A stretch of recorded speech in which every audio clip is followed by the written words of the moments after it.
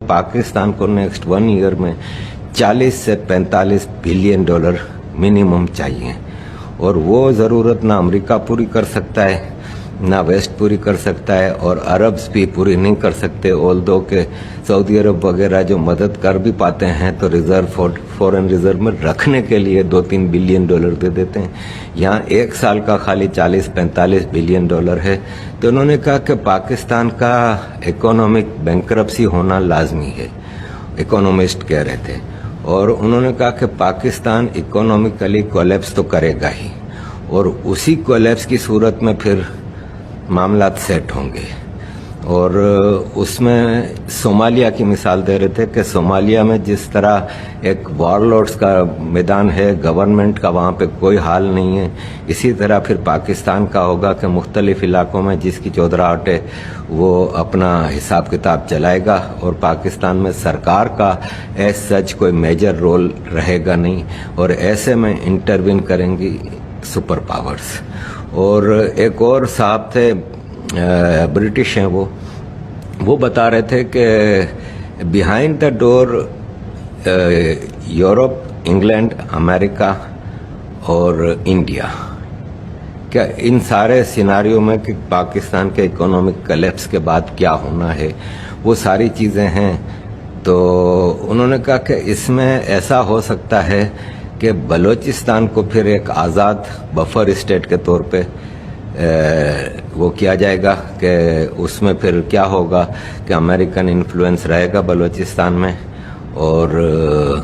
सिंध जो है वो इंडिया क्लेम करता है। और इंडिया ने ऐसी बिहाइंड द डोर जो मीटिंग्स हुई हैं यूरोप, अमेरिका और इंडिया की, क्या वोट आफ्टर कोलैप्स, पाकिस्तान के कोलैप्स करने के बाद क्या सिनारियो होंगे, तो उसमें इंडिया ने क्लेम किया है कि सिंध हिस्टोरिकली हिंद है और सिंध के बगैर हिंद का कोई हिसाब किताब नहीं है और सिंध तो आफ्टर ऑल हमारा होगा।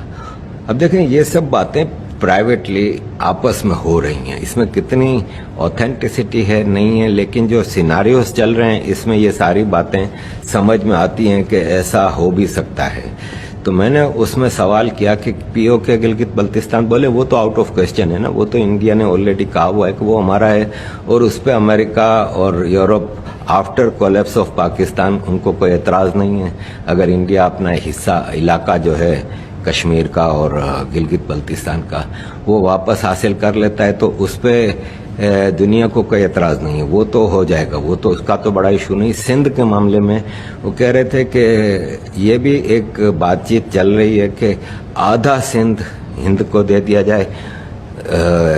जिसमें बावलपुर से लेकर ठट्टा और ये सारा इलाका ईस्टर्न जो इंडियन बॉर्डर के साथ सिंध का हिस्सा है, वो इंडिया भी सोच रहा है कि पूरा सिंध लेना हमारे लिए, क्योंकि जब आप वेस्टर्न सिंध की तरफ आते हैं ना तो वहाँ पे मुहाजिरों की काफ़ी बड़ी तादाद है, पख्तूनों की बड़ी तादाद है और ये फसाद का मामला चलता रहता है पठान और मुहाजिरों का। तो हो सकता है इंडिया ईस्टर्न सिंध की हद तक उसको अपने साथ शामिल करने को तैयार हो जाए। ये भी बताया गया कि मुख्तलिफ डिस्कशंस चल रही हैं। पाकिस्तान का जो हिसाब किताब है उसमें ये चीज़ें सब नज़र आ रहा है कि कुछ ना कुछ तो डेवलपमेंट होगी। अब